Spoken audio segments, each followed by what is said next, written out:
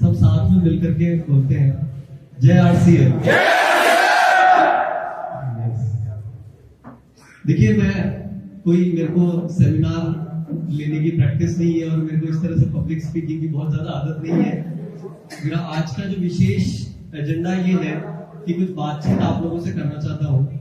और अभी पीछे कंपनी की तरफ से एक जोनल टीम गाजियाबाद में काम करना शुरू किया है, यानी कि जो कंपनी और आप लोगों के बीच की जो अभी तक एक दूरी बनी हुई थी। कई बार ऐसी चीजें हमारे साथ में सुनने में आती थी कि बहुत सारी हमारी बातें हैं वो कंपनी तक पहुंच ही नहीं पाती और बहुत तकलीफ आती है। तो वो दूरी करने के लिए हमने पूरे हिंदुस्तान को 5 जोन में डिवाइड करके और एक जोनल टीम की व्यवस्था की। तो उसमें से जैसे हमारे पास नॉर्थ जोन में, जिसमें यूपी और जम्मू से लेकर के बेसिकली अपना हरियाणा तक जो है वो पूरा नॉर्थ जोन आता है। और जब ये टीम ने यहाँ आकर के काम करना शुरू किया तो उन्होंने मुझे बताया कि भाई आपको अगर बाहर निकल करके और कुछ लोगों से बातचीत करनी है और कुछ समझना है तो बोले आप एक बार गाजियाबाद का प्लान कर लो। तो बोले जो आसपास के लोग हैं उनसे मिलकर के आपको बहुत मजा आएगा। बोले कुछ विशेष बात है उनमें। तो वाकई में मैं अभी आप लोगों से मिला हूँ और आपने देख करके मुझे अपने चेहरे की रौनक जो है उसे महसूस हो रहा है कि वाकई में यहाँ कुछ विशेष बात है। एक बार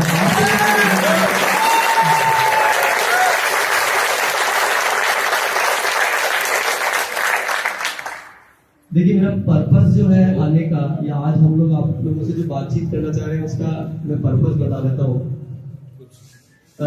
मैंने आरसीएम में बहुत सारे साथी ऐसे हैं जो आज मेरे ख्याल से 5 साल 10 साल 15 साल से भी ज्यादा समय से जुड़े हुए हैं, राइट। और जिसे कहेंगे आज के जमाने में, पहले बोलते थे ना जनरेशन, यानी कि एक जनरेशन और जैसे पिताजी और उनके बच्चे दूसरी जनरेशन। तो अब वो समय नहीं रहा।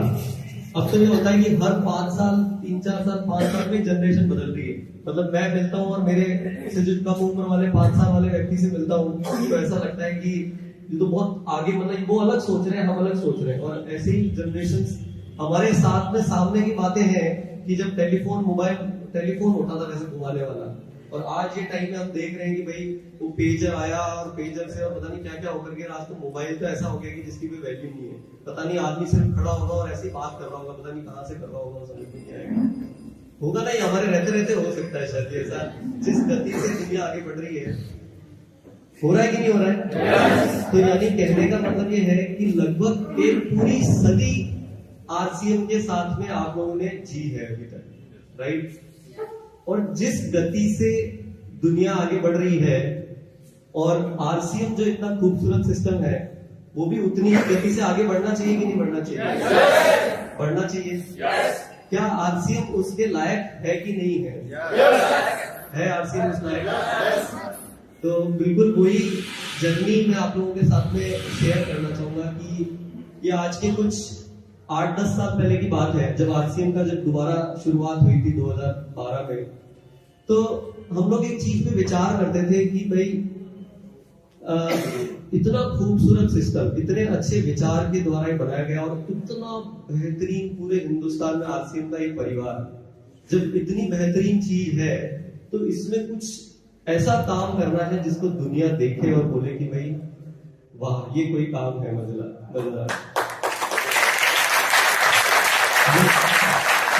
मजा तो तब आएगा ना जब मोदी जी ढूंढते ढूंढते आए कि यार ये आरसीएम है क्या, बता मुझे। तो ये क्या चीज है कि देखिए, मोदी जी ईमानदारी से देश में कोई पॉलिटिकल पार्टी का आदमी नहीं है ताकि कोई दूसरी पार्टी में बैठो तो मैं यहाँ पकड़ लेंगे बोले। मैं कोई पॉलिटिकल पार्टी का पर्सन नहीं हूँ, लेकिन एक पता चलता है कि कौन व्यक्ति दिल से काम कर रहा है और कौन दिखाने के लिए काम कर रहा है। तो उस मायने में देखिए उनको मार्क्स दे सकते हैं, मतलब जिसकी रियल इंटेंशन है। तो या तो वो हुए और या एक आरसीएम हुआ जो ताकत रखता है कि भाई हिंदुस्तान को एक पूरे वर्ल्ड में अगर कोई एक नजारा या कहते हैं कि कुछ अलग दिखे तो वो ताकत आरसीएम रखता है कि नहीं रखता है। लेकिन ये संभव कब होगा? वो संभव तब होगा जब कुछ हम बड़ा वाकई में करें। क्या बड़ा हो चुका है काम? अभी तो बहुत बाकी है। मतलब बड़े होने की डेफिनेशन में एक बार थोड़ा आप लोग जो जिसको सरल भाषा में समझते हैं कि एक एक शहर के अंदर जब अनगिनत टेक्निकल अचीवर या अनगिनत रॉयल्टी अचीवर जब हो जाएंगे, तो कहने का मतलब ये है कि तब जाकर के ये समझ में आएगा कि भाई ऐसा कोई समूह है जहाँ पे बहुत सारे समृद्ध लोग हैं और वो दूसरों के जीवन में कुछ बहुत बढ़िया काम करने में योगदान कर रहे हैं। बराबर है ना? लेकिन जब हम खुद ही पूरी तरह से समृद्ध नहीं होंगे तो फिर वो बाकी सब बातें हैं। राइट? सही है ना? तो वो अब समय आ चुका है ना कि जब हम ये बोल सके कि भाई शहर में गिनती लगाना बहुत मुश्किल होगा, क्योंकि ऐसे प्रोग्राम में जब बात कर रहे होंगे तब इतने तो टेक्निकल अचीवर और बैठे होंगे एक शहर के अंदर। बराबर है? चाहते हैं ऐसा कुछ हो? तो इसके लिए मैंने 8-10 साल पहले एक काम शुरू किया कि भाई हम ऐसी लिस्ट बनाए पूरी कि क्या कमी है हमारे अंदर, जिससे कि भाई हम नायाब, जब इतना कॉन्सेप्ट अच्छा है, विचार अच्छा है, तो हमारे अंदर क्या कमी है जिसको हम दूर करें ताकि इसको इसकी पहचान मिल सके। बराबर है? तो वहां से हमने शुरुआत करी और सबसे पहले देखा कि भाई हमारे प्रोडक्ट के अंदर कोई कमी है क्या। तो पहले की स्थिति मेरे को शायद बोलने की भी जरूरत नहीं है, क्योंकि पहले के कभी इस तरह के प्रोग्राम में गलती से कहीं जाने के मौका मिल गया और स्टेज पे आ गए तो वहां पे लोगों को रोकना मुश्किल होता था, कोई ना कोई खड़ा होकर के कि आपके प्रोडक्ट में देखो ऐसा हो रहा है, वैसा हो रहा है, ये हो रहा है, वो हो रहा है। और वो जर्नी है और आज का दिन है कि आप मानते हैं कि नहीं मानते कि भाई इंडिया की नहीं, आपको जो लगता है कि हिंदुस्तान का जो सबसे बेहतरीन ब्रांड है उसके बाजू में आरसीएम का प्रोडक्ट रख दो, वो उससे 21 है कि नहीं है? मैंने एक चीज समझी उस टाइम पे जब हमारे को सुनने को मिलता था, मैंने कहा कोई कुछ भी बोलता रहे, सबसे पहले खुद को सुधारो। सबसे पहले हमारी सेना जो मैदान में जारी है और उनकी अगर बंदूक ही वहां जाने के बाद में गोली निकले ही नहीं उसके बाद, तो फिर तो कैसे मजा आएगा। तो सबसे पहले प्रोडक्ट्स पे काम किया और आज आप लोग पूरे भरोसे के साथ और पूरे गर्व के साथ ये बात बोल सकते हैं कि जिसको आपको जो लगता है कि ये सबसे बेस्ट प्रोडक्ट है उसके बाजू में आरसीएम का प्रोडक्ट रख लो और आप उसको बोल सकते हो कि ये प्रोडक्ट उससे बेहतर है। राइट? फिर हमने देखा कि भाई प्रोडक्ट अच्छा हो गया, सारा व्यवस्था अच्छी है, और सेकंड नंबर पे हमने देखा कि भाई जैसे कंपनी जो है, कंपनी की व्यवस्था जो है वो कितनी मजबूत होनी चाहिए, क्योंकि लाखों परिवार हिंदुस्तान के इस सिस्टम से, इस व्यवस्था से जुड़ने वाले हैं। और वो व्यवस्था में जो विशेष बात है, जो टीसी सर ने एक विजन रखा है कि ये हमें हिंदुस्तान के चाहे बहुत कोई समृद्ध पर्सन हो वो भी जुड़ जाए और कोई एक आम व्यक्ति भी जुड़ जाए, उसके जीवन में उसको ये महसूस नहीं होगा कि मेरे जीवन में किसी प्रकार की कोई कमी है। वो जिस अवस्था में होगा वो खुशहाल और मजे में होगा। राइट? तो ये विजन के साथ उन्होंने जब प्लानिंग दी तो हमने कहा कि कंपनी अगर कमजोर होगी तो काम चलेगा क्या। तो आप देख रहे होंगे कि लगातार उस पे काम चल रहा है और पहले से अभी में कुछ फर्क महसूस करते हैं? महसूस करते हैं? कोई भी एरिया हो, चाहे कंपनी की टीम हो, चाहे सिस्टम हो, चाहे प्रोसेस हो, पहले कई बार ऐसी बात सुनने में आती थी कि भाई अभी मतलब टीसी सर है, फिर बाद में क्या होगा। फिर जैसे तैसे लुढ़कते लुढ़कते सौरभ सर नजर आए कि भाई अब सौरभ सर आ गए, लेकिन थोड़े दिनों बाद हमें पता है कि ये भी फिर विचार आएगा कि अब इसके बाद क्या होगा। राइट? हमारी जनरेशंस, हमारी आने वाली कई पीढ़ियां इस सिस्टम से जुड़ी रहेगी और इसमें काम करेगी। और मैं आपको दावे के साथ ये बोल सकता हूं कि आरसीएम उस तरीके से काम कर रहा है कि ये किसी व्यक्ति विशेष पे निर्भर ही नहीं है। ये चाहे जनरेशन,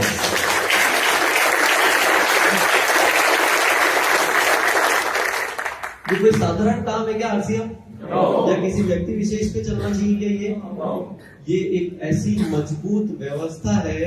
आज कंपनी में अगर हम सॉफ्टवेयर की बात करें तो हमारे पास जो वर्ल्ड का सबसे बेस्ट सॉफ्टवेयर होता है वो है। आज हमारे पास पीछे सिस्टम्स की बात करें तो जिस तरीके से कोई बहुत बड़ी संस्था काम कर रही होती है, वो संस्थाओं के हिसाब से हमारे पास में स्टैंडर्ड ऑपरेटिंग प्रोसीजर्स हैं। किसी व्यक्ति को उसके आधार पे काम नहीं चलेगा, और उसमें कोई भी फेरबदल किया जाता है तो उसका एक तरीका है करने का, ताकि किसी के साथ गलत ना हो, ये हमारा प्रयास है। हालांकि ये सब काम चलते रहते तो ऐसा नहीं परफेक्ट हो गए हैं, ठीक है, लेकिन पहले मैं बात करता था, आज के अगर 4-5 साल पहले बात करूं तो हम अपने आप को 100 में से 30 पास देते थे कि भैया पूरा तो अभी पास भी नहीं हो पा रहे। इतनी तकलीफ महसूस होती थी मेरे को जब देखता था मैं फील्ड में। लेकिन आज हम ये बोल सकते हैं, आप लोगों को सर्टिफिकेट चाहिए, मैं तो आप लोगों से बात करने आया हूँ कि भाई आज 100 में से 60 तो दे सकते हैं अपने आप को मार्क्स हम, 100 में से 100 दे सकते हैं। ये तो आपका दिल बड़ा है, ये तो आपका दिल बड़ा है। चलिए, ये इसके लिए बहुत बहुत धन्यवाद। अगर आप 100 में से 100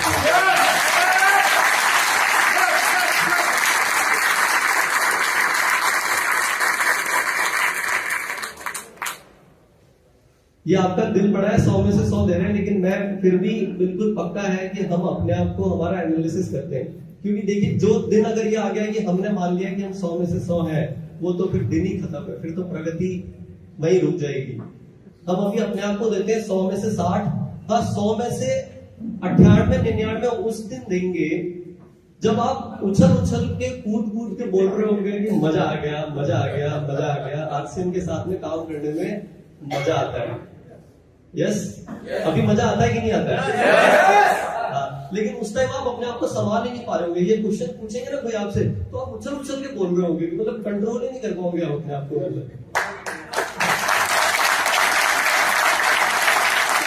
ऐसा आप चाहते हैं कि ना हो? नए प्रचार अभियान में जो गुरुदेव ने कवर किया, हम 100 से 95% हो चुके हैं। यस, लेकिन उसको ऑल ओवर इंडिया बाकी चीजें चलेंगी, जो समाज की वो 100 से 100 हो जाएंगी। Thank you sir. बिल्कुल। नहीं, देखिए ये तो एक अभियान है, देखिए है कि नहीं है? yes. और अभियान में क्या होता है, जब इतनी बड़ी व्यवस्था होती है तो उसको बहुत मजबूत होना पड़ता है, हर कोने से, हर कोने से। चाहे कंपनी का कोई एक भी कोना कमजोर है तो भी काम नहीं चलेगा, चाहे फील्ड का कोई भी एक कोना कमजोर है तो काम चलेगा क्या? नहीं चलेगा ना, नहीं चलेगा ना। तो ये तो हमें काम करना पड़ेगा। देखो, इतनी जल्दी संतुष्ट नहीं होना है। मैंने क्या बोला, ये बात अगर आपको शायद मजाक लग रही होगी, बहुत सारे जने यहाँ पे रिकॉर्ड भी कर रहे हैं, लेकिन मोदी जी जिस दिन ढूंढते हुए आएंगे, हम नहीं जाएंगे। हेलो, हम नहीं जाएंगे, वो ढूंढते हुए आएंगे कि आरसीएम क्या व्यवस्था है, मजा तो तभी आएगा।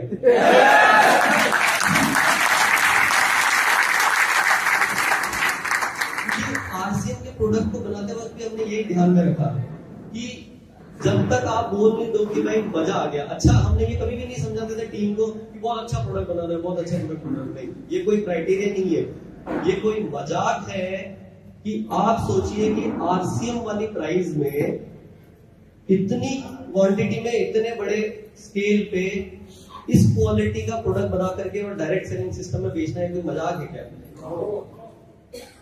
इसके पीछे जो मेहनत, जो व्यवस्था, जो परिश्रम लगा है, तभी जाकर के फल मिलते हैं। और आज आप लोग गर्व से बोल सकते हैं कि आरसीएम के प्रोडक्ट में मजा आता है।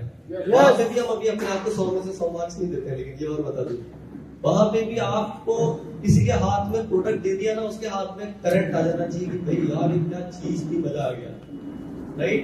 इसका लगातार काम चल रहा है। लेकिन आप रोज देखते हैं, अभी जैसे फुट क्रीम की नई पैकेजिंग देखी हुई होगी, तो पहले से कुछ अभी मजा आया है, बिल्कुल आपके जैसे ऐसा लग रहा है कि आप ब्रांड एम्बेसडर हो गए। ब्रांड एम्बेसडर आप लेके आते हो फुट क्रीम, तो एक फोटो जरूर खिंचवा लेता है।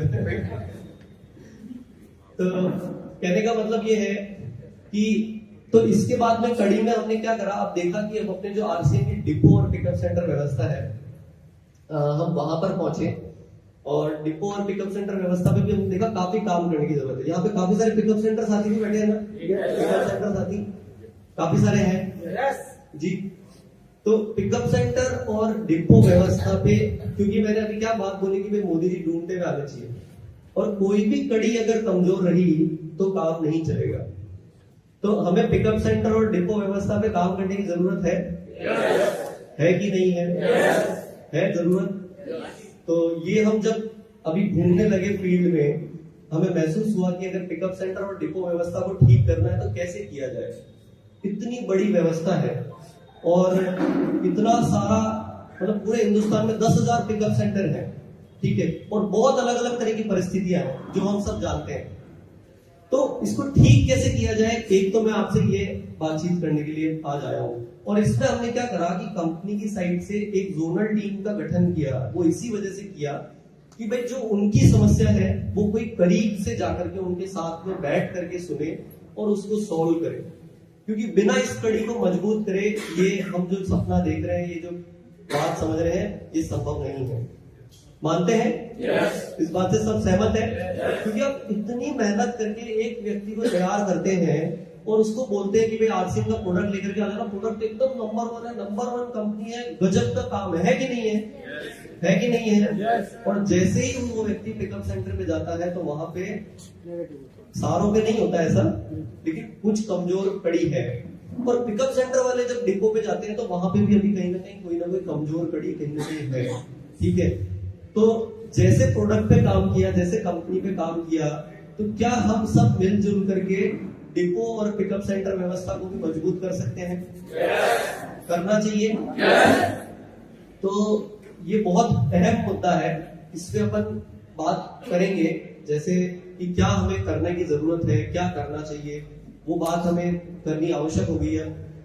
और इसी के साथ में अगर हम एक कड़ी और आगे जाते हैं, वो है हमारे एसोसिएट डायर, राइट। तो वहां पे मामला परफेक्ट है क्या?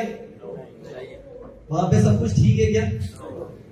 तो देखिए, मैं हालांकि ये कहना मेरे पार्ट पे गलत होगा कि भाई वहां मामला परफेक्ट है या नहीं है, लेकिन मेरा सिर्फ अभी तक के इतने डिस्कशन में अगर आप ये बात मेरे से कनेक्ट कर पाए हो कि हमें अपना खुद का विश्लेषण जरूर करना चाहिए, हमें एनालिसिस जरूर करना चाहिए। और जब अपनी नेगेटिव पॉइंट्स को अगर हमने निकाल करके सुधार करना चालू कर दिया तो कोई हमारी प्रगति को रोक सकता है क्या? no. काम क्या करना है? क्या करना है? अपनी कमी को ढूंढना है। मेरे ख्याल से शायद गुरुकुल में भी टीसी सर ये बात करते हैं, है ना, कि अपनी कमी को ढूंढना है और उस पर काम कर लिया तो परिणाम आप लोगों ने देखे ना। जो प्रोडक्ट पे काम हुआ वो कैसे हो पाया? वो कैसे हो पाया कि भाई कमी देखी, उसको स्वीकार किया, उस पर काम करना चालू किया। बस इतना से एक काम किया कि हमारे वो क्या टीसी सर का कुछ ना कुछ तो करंट है ही है, वो मेरे को एक सौभाग्य मिला है। लेकिन मैं एक चीज ये और बता देता हूँ कि वो गुरुकुल के माध्यम से मेरे से जितनी बात करते हैं उससे कई गुना ज्यादा समय और बातचीत वो आप लोगों के साथ करते हैं। yes. वो मेरे से इतनी बात नहीं करते हैं घर पे जितनी वो आप लोगों के साथ समय बिताते हैं। तो ये तो आप सौभाग्यशाली हैं। लेकिन बात ये है मुद्दे की कि हमने एनालिसिस किया और उनके करंट के कारण आजकल क्या कुछ छोटा कुछ सोचा ही नहीं जाता है, छोटा सोचने के मन ही नहीं करता है। मतलब तो यही सोचा कि भाई मैं इंडिया में प्राउडली ये बोल पाए कि यार जो प्रोडक्ट और जिस ब्रांड को आपको उठाना है उठाना, उससे कंपेयर करो प्रोडक्ट को। और वो पॉसिबल हो पाया तभी जाकर के। आप कल्पना भी नहीं कर सकते कि यहाँ तक कैसे पहुंचे, क्योंकि अपन तो भाई अगर फैमिली बैकग्राउंड पूछेंगे तो अपन तो कपड़े की मिल रही थी, कपड़े का काम था, तो ये एफएमसीजी में कैसे किया।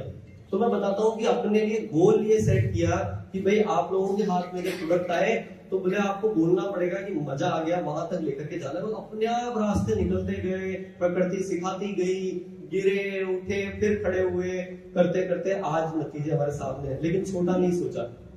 तो यही काम अगर अपन बात करेंगे कि पिकअप सेंटर और डिपो व्यवस्था में हम छोटा नहीं सोच रहे हैं, और बहुत जल्दी इसमें आप लोगों के बीच में घोषणा भी आएगी, जिसको शायद हो सकता है कि लोग सिर्फ आरसीएम को जब दिखाना है ना आपको किसी को तो भिलवाड़ा जाना होता है। यस। लेकिन अगर कल्पना करिए कि आपके शहरों में भी ऐसी कोई जगह हो कि पूरा आरसीएम दिखाना हो, पूरा आरसीएम वर्ल्ड दिखाना हो, तो अपने शहर में दिखा पाओगे, ऐसा कुछ हो जाए तो मजा आएगा कि नहीं?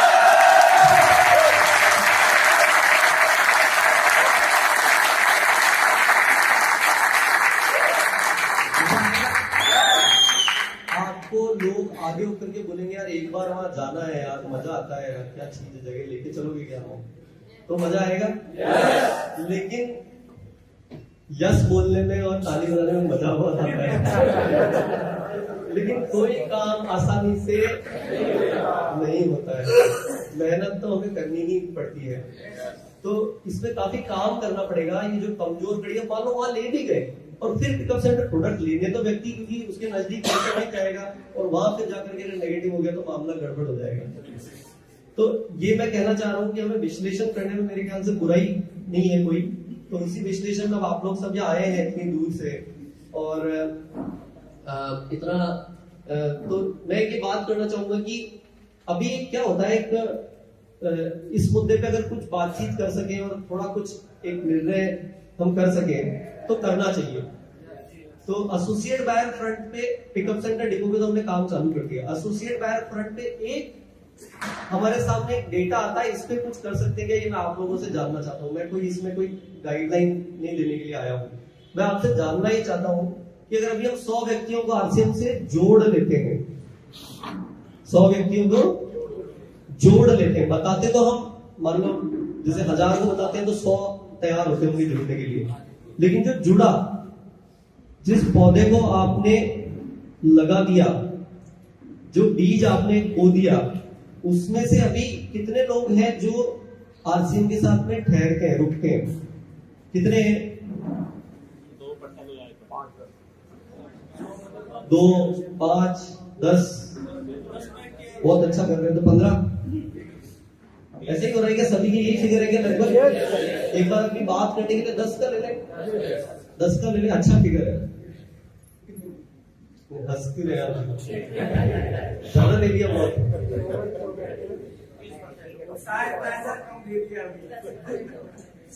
10% हो जाता है,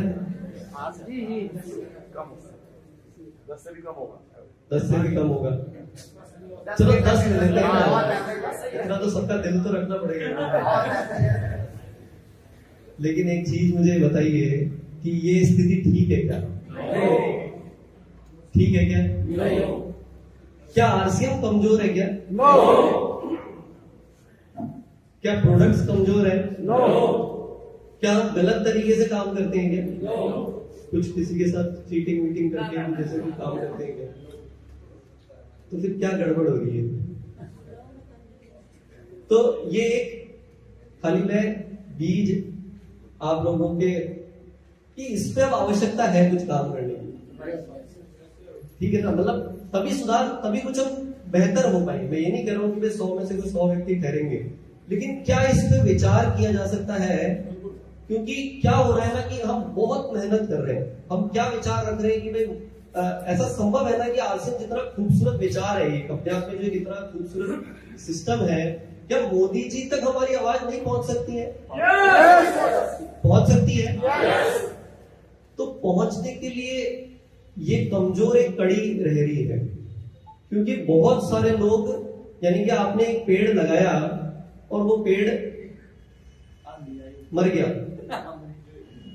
हम संभाल नहीं पा रहे ना उसको, और लगाते जा रहे हैं तो जमीन तो खत्म होती जा रही है। तो ये एक विचार है करने वाला। जैसे मैंने बोला कि भाई हमने इस पे विचार किया कि भाई मैं पहले 100 में से 30 मार्क्स प्रोडक्ट को देता था, तो हमने इस पे काम करना चालू किया, तो आज 60-70 में पहुंचे। तो इस पे भी विचार आपको करना चाहिए ना? कि क्या कमी रह रही है? प्रोडक्ट अच्छा है, कंपनी अच्छी है, सिस्टम अच्छा है, हम अच्छे हैं, हम अच्छे हैं ना? इसमें भी सारे नहीं बोल रहे हैं। हम अच्छे हैं ना? हम बेस्ट हैं, अच्छे नहीं है।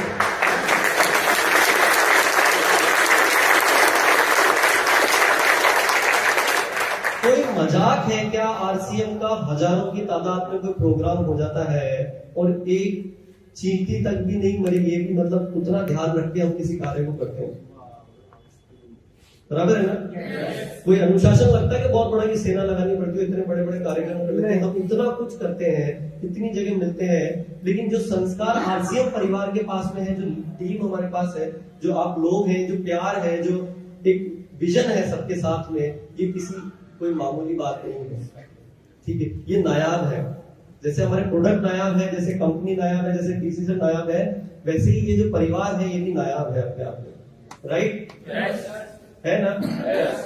और इस विजन से ही इसको टीसी सर ने, उनकी जैसे कहते हैं ना दिली इच्छा है, वो आप लोगों को दिखता भी होगा कि यहाँ पे एक व्यक्ति अपने घर के बाहर जब निकले ना, तो उन्होंने एक नई एनिवर्सरी में कुछ साल पहले बोला था कि जो एक गुरुकुल की स्थापना या उनकी जो दिली इच्छा है कि आज जब एक कोई व्यक्ति अपने घर के बाहर निकले तो उसका पड़ोसी उसको थोड़ा सा जल के देखना चाहिए यार कि यार ये क्या जीता है यार, ये भी अलग नजर आ रहा है।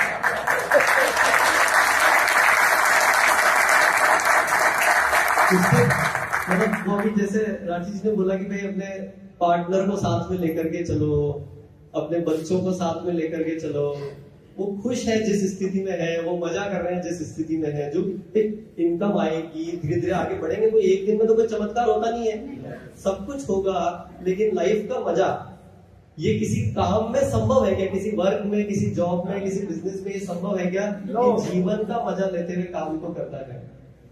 ये आरसीएम में ही संभव है, राइट? तो पड़ोसी जो है ना वो जलना चाहिए और आगे होकर बोलना चाहिए तुम करते क्या हो यार, क्या यार, मतलब बात है अलग, वो उसको यार इनके बच्चे जो निकलते हैं ना बाहर यार कुछ अलग बात है यार, क्योंकि बात करने का तरीका ही इतना सभ्य है। हमारे बच्चे को देखो कहाँ जा रहा है यार, इनके संस्कार आते कहाँ से हैं? ये पॉसिबल है कि नहीं है? तो ये मजा है, राइट? तो ये जब इतना खूबसूरत सिस्टम और इतने मजेदार चीज है, इसको हमें ये जो पेड़ हम लगा के और जो ये मरने दे रहे हैं ना, इस पे कुछ काम करना चाहिए यार। एक कल्पना कीजिए कि आपने, देखिए इसको कोई भी, मतलब मैं एक उदाहरण के लिए जस्ट कह रहा हूं कि यार एक बच्चे को आपने पैदा किया, ठीक है, तो क्या पैदा करते ही उसको छोड़ देंगे क्या कि भैया तुम अपनी हथेली पे उठा करके और किस हद पे जाकर के उसके साथ में परिश्रम करते हैं, है ना? वो रात को अगर रो रहा है, जग रहा है, तो पहले माता जी लगे हुए हैं, फिर पिताजी लगे हुए हैं, दादाजी दादी जी सब लगे हुए हैं कि भाई ये अपने पैरों पे खड़ा नहीं होएगा जब तक हमारी जिम्मेदारी है कि नहीं है? अच्छा, तो ये तो बहुत ज्यादा सेंसिटिव बात हो गई, मतलब ऐसे तुरंत छोड़ देंगे बच्चे को सड़क पे कि भाई तू हो जाएगा, ये नहीं होता है ना? चलो ये तो बहुत ज्यादा पास की बात। एक अपने हाथों से कोई पेड़ लगाओगे तो क्या उस पेड़ को आप मरने के लिए छोड़ दोगे कि भाई उसको पानी देना है तो मेरी जिम्मेदारी तो नहीं, मैंने तो लगा दिया, अब ये अपने आप देखे अपना काम, इसमें क्या करना है, राइट? उसको आप देखोगे, उसकी सुरक्षा करोगे कि कोई जानवर आके नहीं खा जाए, सब कुछ करते हैं ना व्यवस्था, अगर आपने किया है कि नहीं किया। वो आरसीएम में वृक्षारोपण अभी जो एक चालू किया गया है, कितने लोगों को मालूम है? सबको मालूम है। तो वो जो पेड़ लगाने का जो विचार है ना, वो वही उसी से कुछ मिलता जुलता है। जब अपने हाथों से आप पेड़ लगाओगे और उसको मान लीजिए 6 महीने 1 साल तक की में वो जब तक उसकी जड़ें ना पकड़ ले तब तक आप उसकी केयर करोगे, और जब वो बड़ा होकर के छाया दे रहा होगा, फल दे रहा होगा, तब गर्व से छाती भी आप अपनी ठोक करके बोलोगे कि ये मैंने लगाया था।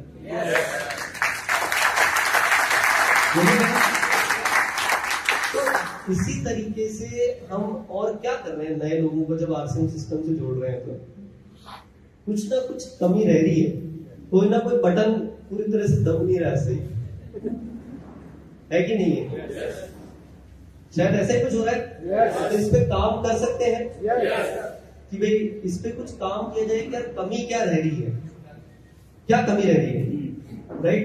दूसरा एक इसमें समस्या है कि मान लीजिए कि भाई हमने उसको जोड़ दिया और फिर वो मान लो टिका नहीं, और 10 जो टिके, है ना, वैसे कंपनी के आंकड़े में बता देता हूं आपको कि वो 2-5 से ज्यादा नहीं है, रियल फैक्ट ये है।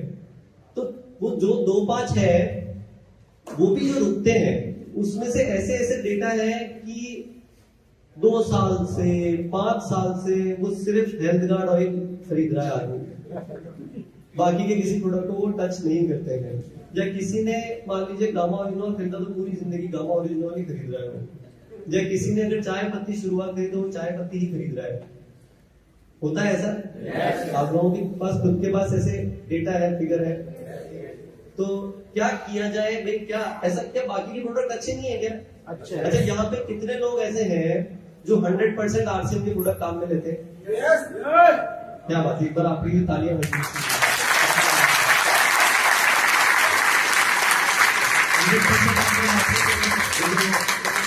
शाबाशी दे सकते हैं।